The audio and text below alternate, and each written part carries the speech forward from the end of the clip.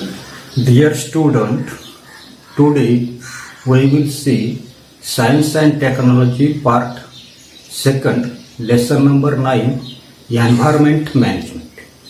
विद्यार्थी मित्रांनो, आज आपण त्या ठिकाणी विज्ञान आणि तंत्रज्ञान भाग 2 मधील 9वे प्रकरण पर्यावरणीय व्यवस्थापन पाहणार आहोत.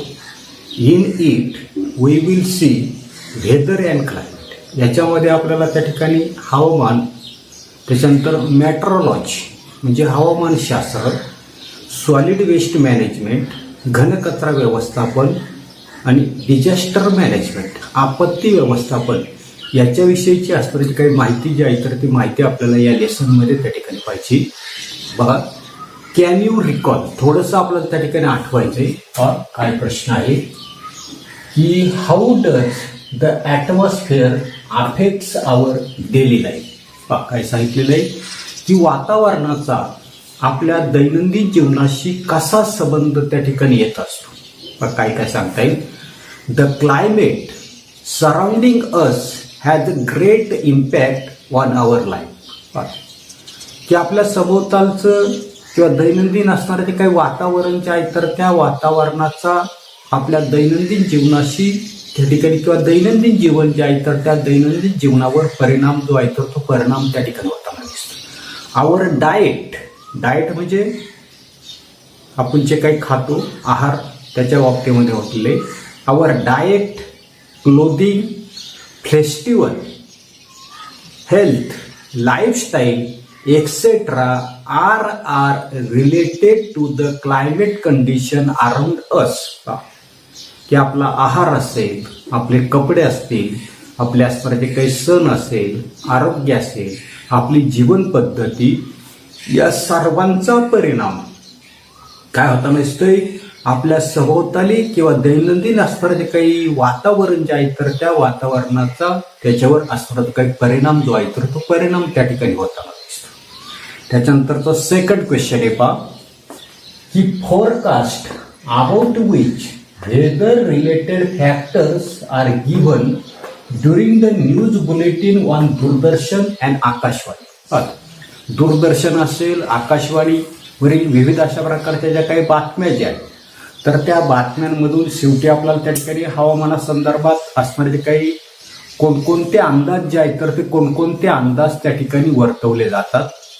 तुम्ही जर त्या ठिकाणी बातम्यानंतरचे असणारे काही हवामानासंबंधीचे असणारे काही अंदाज जे आहेत तर त्या अंदाजामध्ये पहा की all the media give forecast about whether. सर्व जे काही माध्यमं जे आहेत अनेक अशा प्रकारचे त्या ठिकाणी चॅनल्स आहेत, न्यूज चॅनल्स आहेत, ही सर्वच्या सर्व काय करताना दिसतात आपल्याला त्या ठिकाणी असणारे जे काही हवामान जे आहे तर त्या हवामानाचा अंदाज जो आहे तर तो अंदाज त्या ठिकाणी सांगत असतात. The values for regional humidity and temperature are declared daily along with the forecast for the rains. ही सर्वसाधारणपणे असणारे जे काही आर्द्रता असेल, तापमान असेल किंवा पडणारा जो काही पाऊस जो आहे तर याच्याविषयीचं असणारं जे काही डिक्लेरेशन म्हणजे असणारा किती पाऊस पडला, किती तापमान आहे याचं सर्वच्या सर्व त्या ठिकाणी बातम्या ज्या आहेत तर त्या बातम्यांमध्ये त्या ठिकाणी आपल्याला सांगितलं जातं. If it is raining, the measurement of the rainfall also given. पाऊस जर त्या ठिकाणी पडत असेल तर तो किती पाऊस त्या ठिकाणी पडतोय किंवा किती पाऊस त्या ठिकाणी पडला हे सुद्धा त्या ठिकाणी बातम्या असेल, आकाशवाणी असेल याच्यावरून त्या ठिकाणी सांगितलं जातं. इफ सायक्लॉन, सायक्लॉन म्हणजे चक्रीवादळ. काय सांगितलंय. If cyclone, storm or heavy rain drop is likely the citizens are given information about it and warning have been issued to the. वादळ होणार असेल, चक्रीवादळ होणार असेल, जोरदार अशा प्रकारची अतिवृष्टी जी आहे तर ते अतिवृष्टी त्याला म्हटलेलं हेवी डाऊनपोर, अतिवृष्टी होणार असेल तर असणारे जे काही लोक जे आहेत, नागरिक जे आहेत तर त्या नागरिकांना याच्याविषयीची असणारी जी काही माहिती जी आहे तर ती माहिती किंवा इशारा जो आहे तर तो इशारा त्या ठिकाणी दिला जातो. येते याच्यानंतरचा पुढचा घटक आपल्याला पाहिजे आहे वेदर अँड क्लायमेट. काय पाहिजे आपल्याला? पाहिजे तर त्या ठिकाणी ते पाहायचंय काय सांगितलेलं आहे की वेदर अँड क्लायमेट, यालाच आपण त्या ठिकाणी काय म्हणतात दिसते हवामान. काय सांगितलेलं आहे की atmospheric condition at a specific time at a particular place are refer to as weather. काय सांगितलंय एखाद्या ठिकाणी ठराविक वेळेला असलेली जी काही वातावरणाची असणारी काही स्थिती जी आहे तर त्या स्थितीलाच काय म्हणतो आपण त्या ठिकाणी हवामान जे आहे तर ते हवामान त्या ठिकाणी म्हणताना दिसतो. काय म्हणलेले ॲटमॉस्फेरिक कंडिशन, ॲटमॉस्फेरिक कंडिशन काय सांगितले atmospheric condition at a specific time at A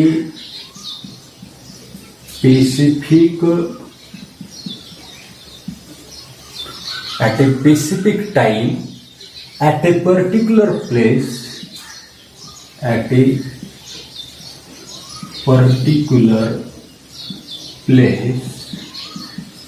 is referred as weather. काय सांगता येईल आपल्याला की सर्वसाधारणपणे या ठिकाणी एखाद्या ठराविक वेळेला असलेली जी काही वातावरणाची जी काही स्थिती जी आहे तर त्या स्थितीला काय म्हणतो आपण हवामान असं त्या ठिकाणी म्हणतो. पुढे atmospheric condition depends upon variety of A factors. की हवामानाची स्थिती जी आहे तर ती स्थिती ठरवण्यासाठी अनेक अशा प्रकारचे असणारे काही घटक जे आहेत तर ते घटक त्या ठिकाणी कारणीभूत असतात.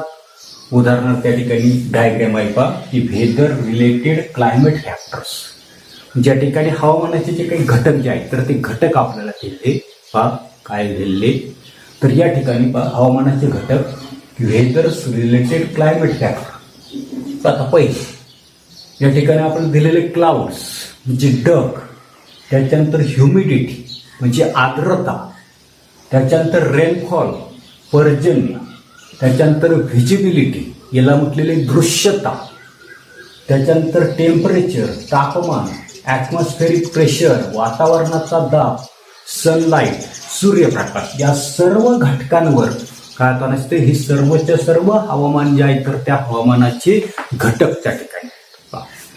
We frequently express our opinion about the weather by making statement like today is too cold or it is very hot today. की आपण बरेचदा काय म्हणताना दिसतो की आज खूप गारठा आहे, आज खूप गरम वाटतंय. अशी जी काय आपली असणारे जे काही वाक्य जे आहे तर त्या वाक्यामधून आपल्याला त्या ठिकाणी असलेले काही हवामान जे आहे तर त्या हवामानाविषयीचं आपलं असणारं जे काही मत जे आहे तर ते मत आपण त्या ठिकाणी व्यक्त करतो. Weather depends upon the prevailing condition of the air. हवामान जे आहे तर ते हवामान हे हवेच्या त्यावेळीची असणारी जी काही स्थिती प्रिव्हेलिंग कंडिशन त्याला त्या ठिकाणी म्हटले म्हणजे हवामान हे हवेच्या त्यावेळेच्या स्थितीवर त्या ठिकाणी अवलंबून असतं. The climate of a particular region is the average of the daily reading of various weather related parameters recorded for several years. काय सांगितलेलं आहे की एखादा असणारा जो काही प्रदेश आहे भाग आहे तर एखाद्या प्रदेशातील हवामानाच्या विविध घटकांच्या दैनिक स्थितीचं वर्षानुवर्ष त्या ठिकाणी निरीक्षण आणि मोजमाप करून विशिष्ट कालावधीमध्ये काढलेली जी काही सरासरी जी आहे तर ती सरासरी म्हणजे त्या प्रदेशाचं असणारं जे काही हवामान जे आहे तर ते हवामान त्या ठिकाणी असतं. आणि hence climate is long term predominant condition of the atmosphere. आणि म्हणून त्या ठिकाणी वातावरणाची दीर्घकालीन स्थिती जी आहे काय म्हटलेले predominant. Climate is a long term predominant condition of the atmosphere. म्हणजे वातावरणाच्या दीर्घकालीन स्थिती स्थायी म्हटलेले बा, वातावरणाच्या दीर्घकालीन स्थायी स्थितीला हवामान जे आहे तर ते हवामान त्या ठिकाणी म्हटले. त्याच्यानंतरचा पुढचा भाग आपल्याला पाहिजे आहे चेंजेस इन वेदर. म्हणजे त्या ठिकाणी हवामानातील असणारे जे काही बदल जे आहेत तर त्या बदलांविषयीची माहिती आपल्याला त्या ठिकाणी पुढे पाहिजे. पहा चेंजेस इन वेदर, हवामानातील बदल. Climate does not change continuously. आपल्याला माहिती आहे की हवामान जे आहे तर ते हवामान सतत त्या ठिकाणी बदलत नाही. Climate is that which remain constant in a region for a long duration.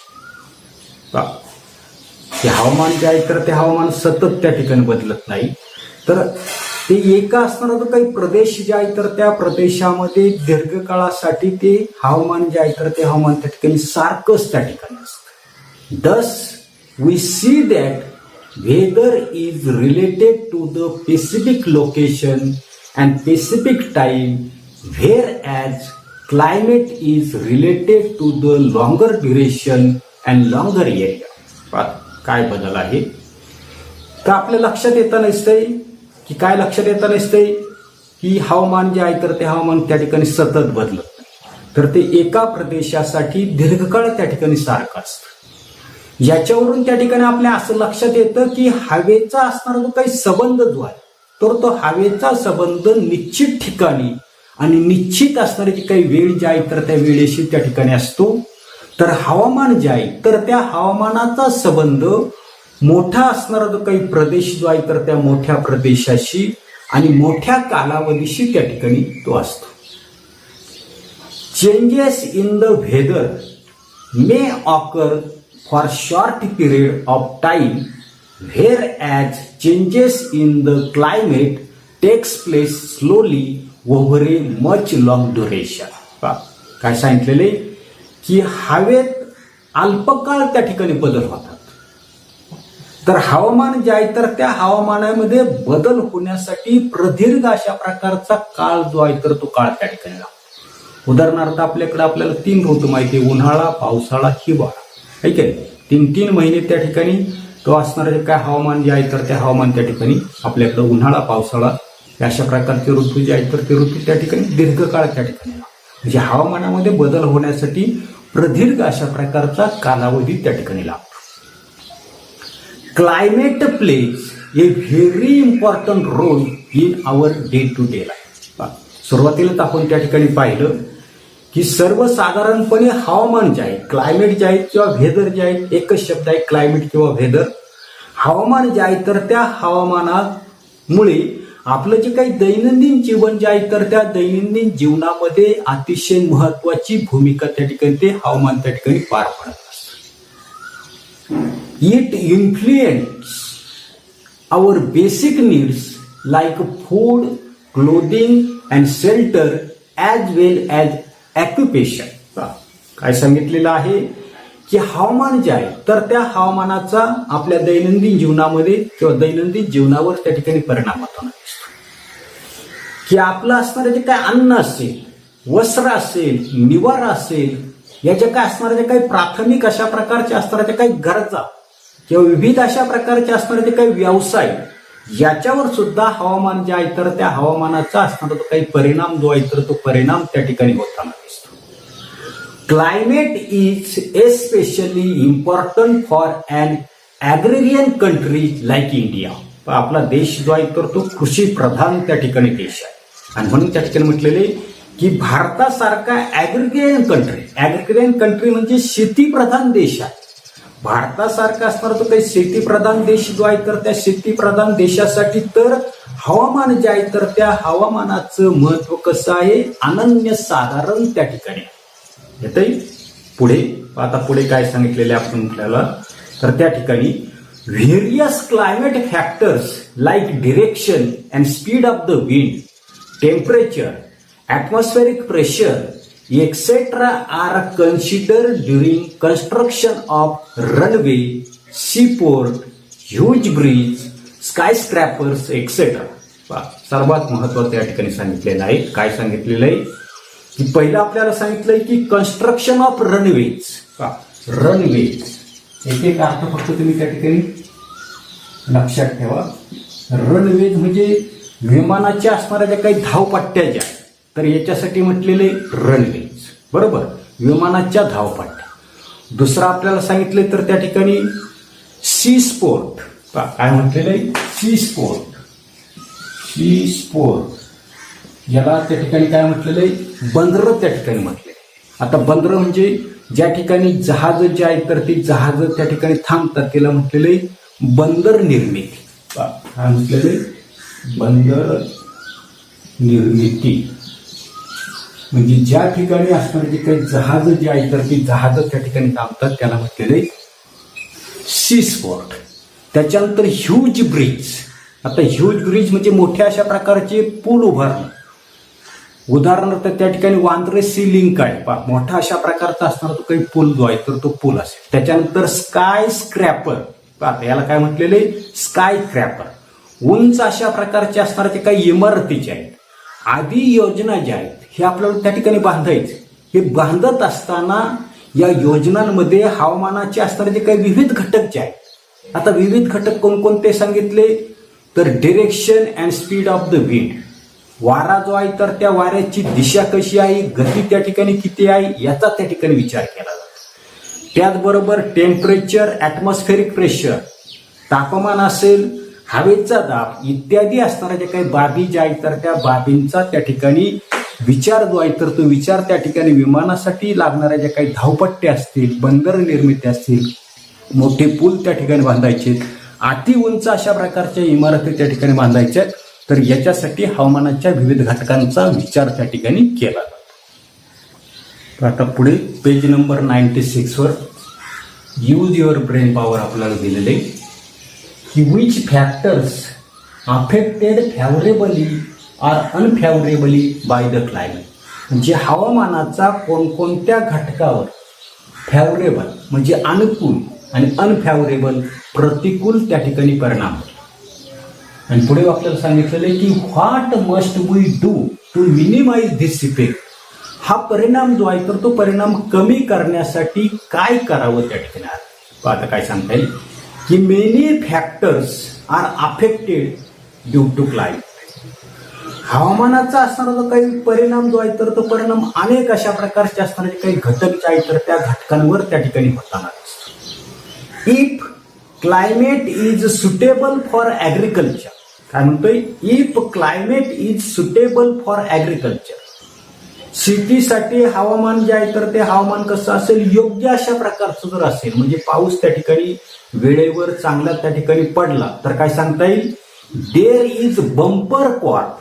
काय म्हटलेलं आहे? Bumper crop. बंपर क्रॉप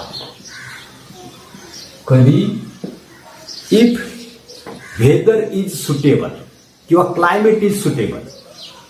योग्य अशा प्रमाणामध्ये वेळेवर त्या ठिकाणी पाऊस जर झाला तर त्या ठिकाणी विपुल प्रमाणामध्ये आपल्याला काय होतं नसते, अन्नधान्य जे आहे तर त्या अन्नधान्याचं उत्पादन त्या ठिकाणी होताना दिसतं. But due to the unfavourable climate condition it can result in to the drought. जर प्रतिकूल परिस्थिती असेल म्हणजे पाऊसच त्या ठिकाणी पडला नाही तर अशा वेळेला काय होता नसते, ड्रॉट. DROUGHT. जे दुष्काळ जो आहे तर तो दुष्काळ त्या ठिकाणी. पाऊस वेळेवर पडला नाही किंवा कमी पडला तर अशा वेळेला अनफेवरेबल कंडिशन असणारी जी काही प्रतिकूल परिस्थिती जी आहे तर त्या प्रतिकूल परिस्थितीमुळं काय होता नसते, ड्रॉट म्हणजे दुष्काळ जो आहे तर तो दुष्काळ त्या ठिकाणी पडताना दिसतो. आणि याच्यामुळे danger of climate change has affected food supply. आणि याच्यामुळे त्या ठिकाणी आपला जो काय अन्नधान्य जे आहे तर त्या अन्नधान्यावर त्या ठिकाणी असणारा जो काही परिणाम जो आहे तर तो परिणाम त्या ठिकाणी होताना दिसतो. हेल्थ अँड वॉटर अव्हेलेबिलिटीवर म्हणजे त्या ठिकाणी आपल्या लक्षात येतं दिसते की पाणी जे आहे तर त्या पाण्याची सॅक्रॅसिटी असते, पाण्याचं संकट किंवा पाण्याचं दुर्भिक्ष त्या ठिकाणी पाऊस न पडल्यामुळे त्या ठिकाणी ते होताना दिसतं. The most harmful consequence of the climate change is increase frequently of natural calamity. कधी कधी काय होतं नसते, अनेक अशा प्रकारचे असणारे जे काही नैसर्गिक संकट त्या ठिकाणी येताना दिसतात. आणि या नैसर्गिक संकटाचा असणारा जो काही परिणाम जो आहे तर तो परिणाम त्या ठिकाणी हवामान जे आहे तर त्या हवामानावर त्या ठिकाणी होताना दिसतो. The climate change will affect the temperature of the ocean resulting in to the problems with oceanic current. हवामान जे आहे तर त्या हवामानामध्ये जर बदल जर झाला तर याच्यामुळे काय होताना दिसते आपल्याला त्या ठिकाणी महासागर जे आहे तर त्या महासागरांचं तापमान त्या ठिकाणी काय होताना दिसते बदलताना. याच्यामुळे असणारे जे काही ओशन करंट म्हणजे त्या ठिकाणी सागरी प्रवाह, भूगोलामध्ये तुम्ही त्या ठिकाणी शिकले असताल, सागरी प्रवाह जे आहे तर त्या सागरी प्रवाहांवर त्या ठिकाणी परिणाम जो आहे तर तो परिणाम त्या ठिकाणी होताना दिसतो. This result in storms, cyclones, cloudburst etcetera which cause havoc on the earth. आणि अशा प्रकारचे काय काय सांगितलं मी की तापमानामध्ये त्या ठिकाणी जर बदल जर झाला तर त्या ठिकाणी असणारे जे काही सागरी प्रवाह जे आहेत तर त्या सागरी प्रवाहांवर त्या ठिकाणी परिणाम होताना दिसतो. आणि याच्यामुळे काय होताना दिसतात, सागरामध्ये त्या ठिकाणी वादळं असतील, चक्रीवादळं असतील किंवा ढगफुटीसारखी असणारी जी काही परिस्थिती जी आहे तर ती परिस्थिती त्या ठिकाणी पृथ्वी जी आहे तर त्या पृथ्वीवर त्या ठिकाणी काय होतं निर्माण त्या ठिकाणी होतं. The changing temperature are causing global warming resulting in melting of glasses. काय म्हटलेले की वातावरण जे आहे तर त्या वातावरणामुळे काय होता नसते तर आपल्या लक्षात येतं नसतंय की तापमान जे आहे तर ते तापमान त्या ठिकाणी बदलताना दिसते. याच्यामुळे ग्लोबल वॉर्मिंग, काय शब्द आहे ग्लोबल वॉर्मिंग.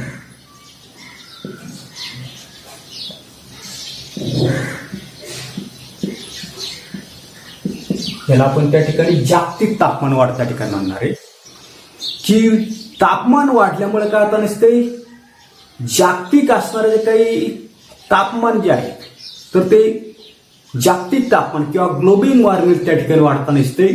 आणि याच्यामुळे मेल्टिंग ऑफ ग्लासेस म्हणजे त्या ठिकाणी आपल्याला माहिती आहे अंटार्क्टिका खंड आहे तर या ठिकाणी असणारे जे काही बर्फाचे असणारे जे काही डोंगर जे आहे तर ते डोंगर त्या ठिकाणी काय होताना दिसतात, मेल्ट होताना दिसतात, वितळताना त्या ठिकाणी दिसतात. आणि this result in sea level rise. आणि याच्यामुळे काय होताना दिसते, जे काही बर्फ जे आहे तर ते बर्फ वितळल्यामुळे समुद्राच्या पाण्याची असणारी जी काही पातळी जी आहे तर ती पातळी त्या ठिकाणी वाढतात. The coastal areas and island are in the threat to the under water. आणि अशा प्रकारे त्या ठिकाणी समुद्राच्या पाण्याची पातळी जर त्या ठिकाणी जर वाढली तर कोस्टल एरिया म्हणजे सागरी किनाऱ्याचा असणारा जो काही भाग किंवा आईसलँड, काय म्हटलेले आईसलँड, आपण त्या ठिकाणी बेट त्या ठिकाणी म्हणताना दिसतो. ही बेट काय होताना दिसतात, पाण्यामध्ये त्या ठिकाणी बुडताना त्या ठिकाणी दिसतात. The human race is under the great threat due to the climate factor. आणि याच्यामुळे मानवी असणारा जो काही वंश जो आहे तर तो वंश त्या ठिकाणी धोक्यामध्ये त्या ठिकाणी येतोय. त्याच्यानंतरचा पुढचा आपल्याला होता की what must we do to minimise this effect. हा जो काही हवामानामुळे होणारा जो काही परिणाम जो आहे तर तो परिणाम कमी करण्यासाठी काय करावं लागेल. आता काय करावं लागेल, in order to minimise the unfavourable effects we have to control carbon emission. या ठिकाणी आपल्याला ही जी काही प्रतिकूल असणारी जी काही परिस्थिती जी आहे तर ती त्या ठिकाणी कमी करायची. ही कमी करण्यासाठी वातावरणामध्ये बाहेर पडणारं जे काही कार्बन जे आहे तर त्या कार्बनचं प्रमाण जे आहे तर ते आपल्याला कंट्रोल करावं लागणार आहे, नियंत्रित त्या ठिकाणी करावं. We have to plant more trees. याच्यासाठी आपल्याला काय करावं लागणार आहे, जास्तीत जास्त असणारे जे काही वृक्ष लागवड जी आहे तर ती वृक्ष लागवड त्या ठिकाणी करावी लागते. And carry out afforestation programmes म्हणजे वृक्ष लागवडीचे जागतिक वनीकरण दिन त्या ठिकाणी पुढे आपण पाहणार आहोत की दरवर्षी त्या ठिकाणी काय केलं ते 35 कोटी वृक्ष लागवड त्या ठिकाणी केली जाते. आता काय केलं जातं आपल्याला बाकीचं काही करायचं नाही तर त्या ठिकाणी असणारे जे काही आपल्याला काय सांगितलेलं आहे अफॉरेस्टेशन प्रोग्राम म्हणजे वृक्ष लागवडीचे असणारे जे काही कार्यक्रम जे आहेत तर ते कार्यक्रम त्या ठिकाणी राबवले पाहिजे. The tree falling should be immediately stop. वृक्षतोड जी आहे तर ती वृक्षतोड त्या ठिकाणी थांबवली पाहिजे. Pollution should be control. प्रदूषण जे आहे तर ते प्रदूषण नियंत्रित त्या ठिकाणी केलं पाहिजे. All such conservation activities will help to minimise the hazardous effect. आणि अशा प्रकारच्या ज्या काही कृती ज्या आहेत तर त्या कृतींच्या साह्यानं आपण काय करू शकतो, हे जे काही घातक परिणाम आपण जे काही पाहिलेत तर हे परिणाम आपण त्या ठिकाणी कमी करू शकतो. पण एवढाच असणारा जो काही भाग जो आहे तर तो भाग आपण या तासाला पाहणार आहोत. पुढील असणारा जो काही भाग जो आहे तर तो पुढील तासाला पाहू. धन्यवाद.